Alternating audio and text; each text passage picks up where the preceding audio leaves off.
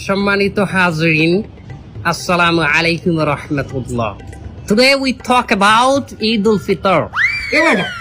হুজুর আরবিতে খুতবা না পড়ায় কি ইংলিশে খুতবা পড়ায় কে? আরে বাবা এটা তো ভাইরাল হুজুর, ওই কথায় কথায় ইংলিশ ফুটায় বলেই তো ওনারা নিয়ে আসে।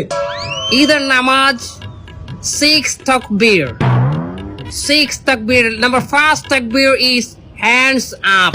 তার কেউ বুঝুক আর না বুঝুক ইংলিশে খুতবা দিতে আছে। আচ্ছা হুজুর মেলা বুঝতে আছি আমরা, আপনি কয়েন।